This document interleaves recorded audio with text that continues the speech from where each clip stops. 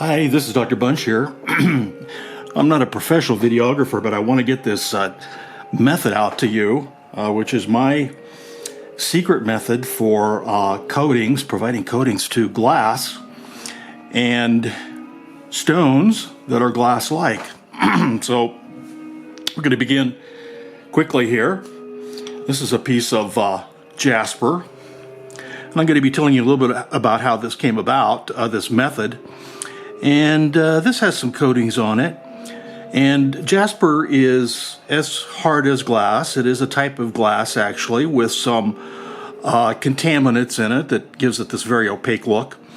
And I've treated this in the past before using the method. And you'll notice that the acrylic coating, the acrylic spray, comes off with just a thumbnail rub. Now, why is that something as soft as a fingernail can scrape that off? It's that you're applying pressure down and to the side, and so the acrylic is harder than the fingernail, but still that type of pressure is going to make it flake off. And that's the difficulty with jewelry and so many other things that are going to have contact, maybe lesser with some glass windows, those sorts of things, but anything that's having contact with other things is going to be scraped from the side and down, and softer things can actually remove the coating. And so that's what I was facing. And here's some other examples. I'm going to go through some other examples here. I wanted to be able to coat some of these agates in particular that had some problems, or rather bland, with something, and they start out very shiny, beautiful, glossy. Some you want to eventually cover up, but you can see here that this is coming off. The difficulty is that many people, many women, men, just throw their jewelry down into piles, and the coating's going to come off. You're going to be disappointed. They're going to be disappointed. And if you're a vendor of these sorts of things, it's going to come back to you very quickly, because this is going to come off super fast. Besides that, there's also UV damage to most of the acrylic coatings and stuff, so that's going to damage it and further age it, and it's going to come off. I wanted to be able to dot and embellish some stones that I felt were lacking a little bit, or had some flaw that I wanted to cover up. And actually in stones, things like this up in here, down here, flaws are a relative thing. All agates are treated, and not all Jasper are treated. So all agates come out, are basically gray when they start out. This has been cracked by a person called the lapidary, and the dies have been worked inside. Now, why is that things can actually go deep inside in something that's a piece of glass? Well, agate and Jasper are porous. More so than many types of glass. There's actually many types of glass that are out there, and if you have a Pyrex brand bowl, then that's not a porous type of glass. So maybe you put something in it and it doesn't retain any smell. But there are cheaper types of glass that are out there that are remanufactured, and those are porous too. But they're still not as porous as agate and Jasper tend to be. Agate the most. So you'll notice that here I've done some dotting to try to bring something out of this very bland Jasper, ocean Jasper here, that's green and blue, and it's got a little flaw here. I added the dots, dotted the dots, and then this is actually what would be considered some weak point or a flaw. It's something that's looking like it's heading toward agate there. But if you use your fingernail, those are going to come off. And the person who owns this, buys this, or is a recipient of the gift, is going to come off right away. It's the same with all of these. On this particular one, this agate, it flakes off very easily, comes off easily, all of these. And so the artwork is destroyed. And I tried many different types of bases and coatings and treatments and things to get to this this point. I spent 5 years and spoke with a number of coating and paint specialists around the country to get to this secret proprietary method that I've been using. Now I'm passing this on to you. Here, this is going to come off, and I'm going to talk about coating that a little bit later. And so here's a coating that just didn't work. And underneath, it was pretty nice. You know, the glass, the glossy effect was quite nice before, but I was going to work with the stone, and that just didn't work. Now, if we have a nice piece of agate here that looks pretty good, maybe you want to do some artwork on it. You want to paint it, or you want to get some a gold finish or gold leaf to stick to it. How's that going to happen? Because this glass, although it's porous and lets liquids in, something like paints and other things are not soaking in and are not sticking deep enough. And let's see here. Here's a red rainbow Jasper, quite nice, but you know, I just wanted to bring a complementary color forward with that and a contrasting color. And boy, it's a mess there. So these are some from 5-6 years ago trying to work with this. Again, if you're using this on any kind of craft that is glass-like, it's going to work. And I've also used this on a lot of metals and things as well too as preparation. This is a piece of jade, and when I initially got this, it was brown Hongshan jade, and then I coated it with several types of copper, a liquid copper, a liquid burnish with different types of solvents in them, and it looks a little pasty. It could be treated further, but what I found in sanding this is that there was an incredible deep green underneath. So I want to be able to get that off and see where we go with that. And this heads us to the route also of what do we do? Are we going to treat some of these things? Are they going to withstand the treatment that we provide? Okay, so that's the problem, and I put out this piece of glass here, this candle holder, because this actually had the copper treatments on it, and this is a cheap porous piece of glass. It's not like perhaps your glass in your kitchen that you're using, and it's very difficult to get off. This has gone through the dishwasher a few times. Maybe some of it's going to scratch off, but it's going to be a little bit of work. So that is the problem. And this could be, you're trying to provide any kind of treatment to this. You're trying to provide a frost finish or a textured finish, or you're trying to do absolutely anything. And I really encourage you to do that. That if there's anything that you can add to these things, do that. And it will be the only one in the world like that. So that's the problem. This is a little different here. These are some Brecha Jasper pieces, and they're much more porous. And this has a little bit of hairspray on it as just a sealant, but that goes in pretty well. This is a very porous piece of Jasper here, actually. The first thing that you have to do is you've got to clean the stone off. Now I've got some messes here, so I've got some really messy cleaning to do. And this is a first trial, just with some of these, to try to get some off with some fingernail polish. Now fingernail polish has a weakened solution of acetone, and I unfortunately, like those working in salons, will handle that with my hands, where I will not do that with acetone. But this is coming off. That piece is a little dry, but whatever is on that, some goop will come off. And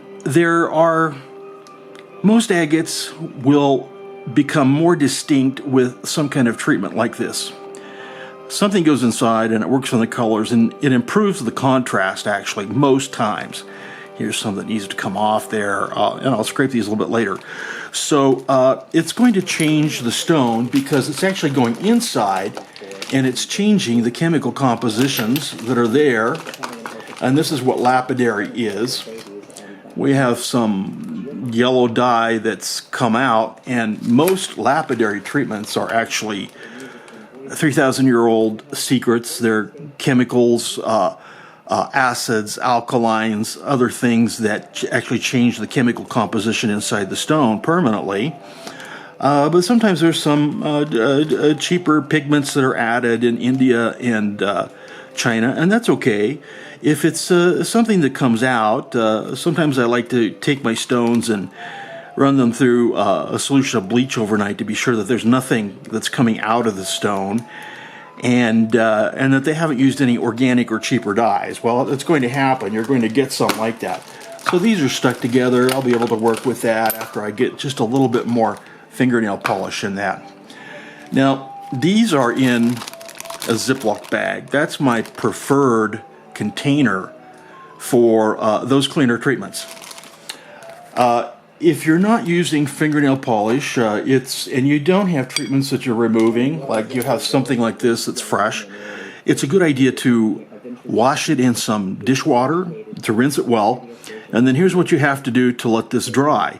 You see there's some very porous areas here, there's some crystals growing here, and also the water that you have, if you're using Dawn or something, use a weak solution, but it's going to soak inside. It's going to soak into these cracks all over the place here, but it's literally going to go inside the entire stone composition there. So in a dry area like the West that I'm in, it has to sit out and dry for 24 hours at least. So it's going to be drier than you think it really should be. For humid areas, it's got to be 48 hours to dry. If you don't do that, you're going to then treat your stone, and there's going to be some moisture inside that's going to come up. Oops, there goes one on the floor. The moisture is going to come up, and the spray is not going to adhere to that. So let's get around to what our cleaning options are. We have Dawn dish soap with the very most basic. Rubbing alcohol, I really don't like that. It's very safe. And its cousin is denatured alcohol. Now, denatured alcohol, you have to be very careful with that. And acetone, the next three items here, because they are extremely flammable. They do something called spontaneous combustion, that if you have a bunch of paper towels where either of these three components are on it and it's a warm day, they'll actually ignite on their own and start a fire. So you've got to be careful, and you've got to follow some procedures. What I do is I use some paper towels or some rags, and then I also clean those with water thoroughly. I discard that. I discard the towels in the yard and make sure that they're completely dry before I leave them. And then I destroy them as well too. That you got to be very careful with that. The other caution with these three items is that you also are being very careful about breathing this in. You should have a carbon filter mask that you purchase from Walmart. They're about $20. I recommend not buying one from eBay because it's possible that those carbon cartridges could be faked. And if you have a mask, you have a COVID mask, that's not going to work because it's not going to protect you from the very fine fumes. So our more difficult cleaners, which are much better, this is a combination of many types of cleaners. And I use this with silicone or latex gloves, usually. And I usually spray this outside if I'm cleaning something. But occasionally, I'm like most, if there's something small, I'll clean it off. Now, this is carcinogenic, and acetone's carcinogenic, so you're going to use the gloves. You're not going to use it on anything that you use in the kitchen. And you're going to be very careful with this.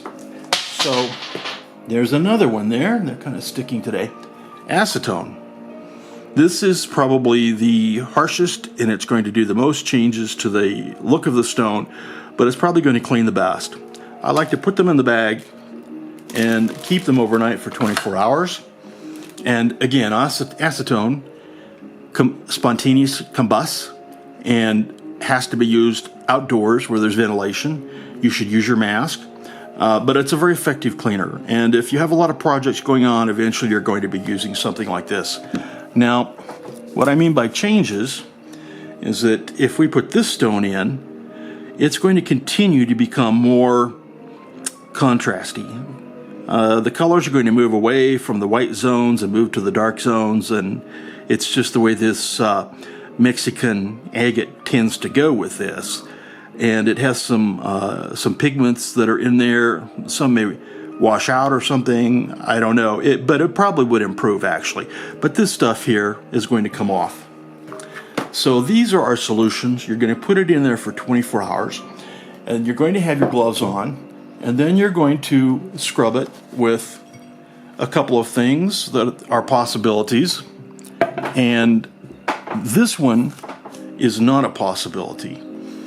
This is the sanding block, and it's the same as sanding paper, and it has corundum particles, which are just slightly softer than diamond, but it is actually much harder than glass. So you rub this here, and you're going to get some scratches immediately on that. So you don't want to clean that off with this sort of thing because you're going to destroy the stone. Now I might use this on the backs to clean them up if I got some real problems. If I've had a lot of drips or something like that occur, I might use this on the back, and there's going to be just minor damage from something like that, but it's going to go rapidly. Instead, you're going to have your stiff plastic scrubbers, and you want to be sure that you have a couple of these on hand while you're working, because you don't want to have extended contact with these chemicals. You do want to use it outside, again, being very cautious. And be sure that on everything, you read fully the cautions on the back. I do, and from time to time I just sit down, and if I'm doing a project, I will reread that. But you've soaked that, and then you're going to have your gloves on, and you're going to just scrub with this, which is softer than glass, but it's going to remove the wet, gooey material that's on top of that, which in this case is acrylics. So we get to what is then what we have to do to treat these and to bring them forward. Let's say we have this piece here, and we want to get to the point where we paint it a little bit. We have maybe some embellishment from your crafts that you're doing that's going to go on there, and we know that we really want it to stick. It's a Christmas gift, or it's for a wedding or something like that. So the secret to this is something that I've been working on with some consultants at the two major spray treatment companies, Rust-Oleum and Krylon, and they've helped lead me to the car industry for the solution. And this secret is that only this one so far works. It is the best. I have tried dozens of the treatments, and then this is the coating that has to go on the stone for you to move forward. This is Duplicolor Clear Primer for anything, and you're going to find it in the car shops. It's about $8.99 a can, and it's probably enough to treat 10 or 20 of these.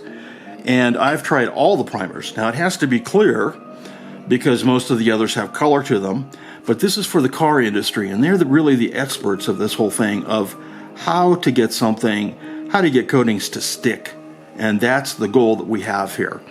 This is Duplicolor. Again, read all the instructions on the back. This is also toxic and flammable, like all of them. And this one really stinks. You don't want to have this in the house where there's any place that's just not constantly being ventilated. It really has to go outside. You'll have to use it outside in a shady spot. And you've got to watch also what's happening in dust. What kind of dust is in the air collecting that day? But be very careful how you're using this. Follow the directions. And this goes on as the primer to hold the next finishes on. And this is going to spray following the directions at a certain distance. You're going to shake this, you're going to keep the distance. It says 2 to 3 light coatings, and the coatings have to be 10 minutes apart. And then you're done with that. And then you have to go ahead with the treatment quickly. It's going to be kind of sticky when you're finished, so you just can't leave that around. It's going to attract lint, dust, pollen, pet hair, all those sorts of things. You have to, so you're into the project here for 30 minutes or so until you get to the final coatings. And it's very important to use this at the recommended distance, because the two extremes with this spray are that you have just a real fine dusting on the stone, and you're going to do several coatings. That seems fine, but they're really not, all the little bubbles are really not adhering together, making a coating. You know, I mean, it's not bad, but we need to have a coating. And then on the other hand, if we have too much going on, if we have too much spray, then it's going to go around the sides. This is going to be too gobby, and we have problems.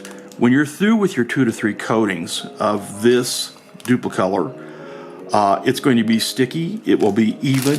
It's not going to be a problem with that number of coatings. And then I like to use some inexpensive, I'm going to open this here, some inexpensive beads. Even some used beads would work for you. Could be wood, could be stones, but we're going to have our version of shop cookies here. Shop cookies are something that you set your project on so that you can manage what's happening. These are some inexpensive acrylic beads, and I might use the same set over and over and over. And often I may set these on a sealed paper plate. A sealed paper plate is an option, or spray on heavy paper. You know, that's an option for these sprays as well too.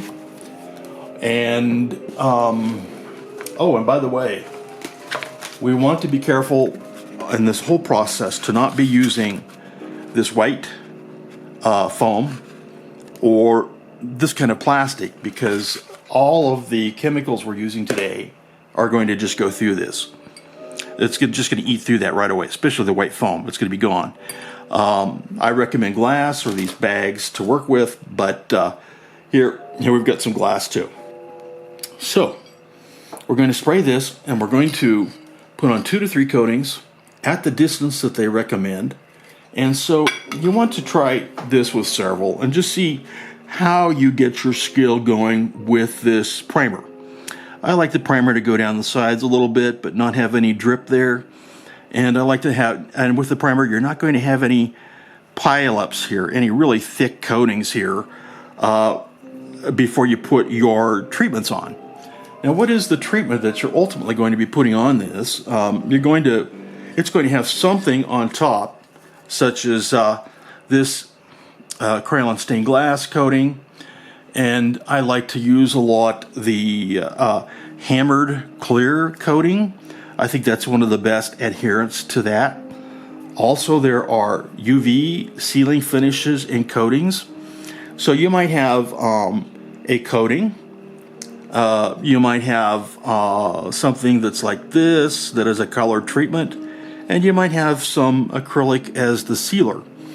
It doesn't take a lot, but you can put on as much as you want. You just don't want, you have to figure out how much of the stone you're willing to be opaqued out and lose the color of along the way. So we want to retain the stone, but maybe if it's a really bad stone, ultimately, you know, something's wrong with it, you might use some frost coating on that. That we lose a lot of the color and the contrast and the nature of the stone. That's okay. You do what you would like to do with that. So you can add some UV coatings. There's some other things that you can do with that. You can also paint on top. If you're going to paint, you're going to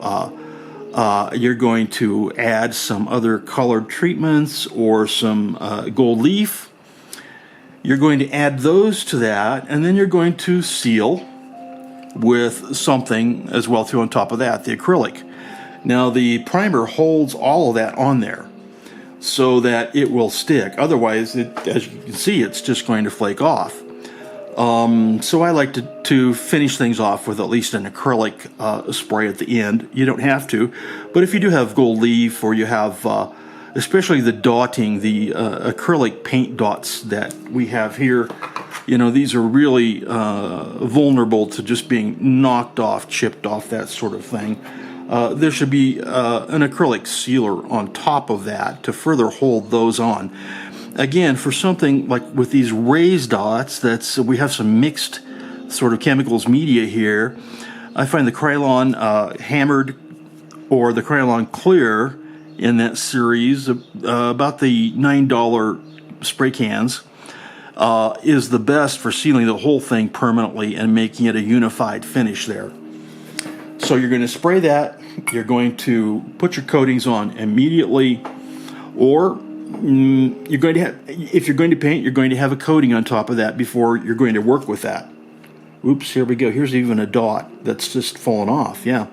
So before you paint on it and you do something, you're going to have the primer, and you're going to have some acrylic finish or some varnish or something on top of that to paint onto. You're not going to paint directly onto the primer because it's sticky and it's not a sealant itself.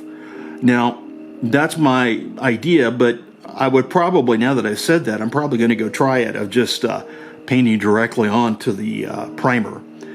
But there's some problems with that. So that's the simple method. With that, you're going to have your treatment at the end.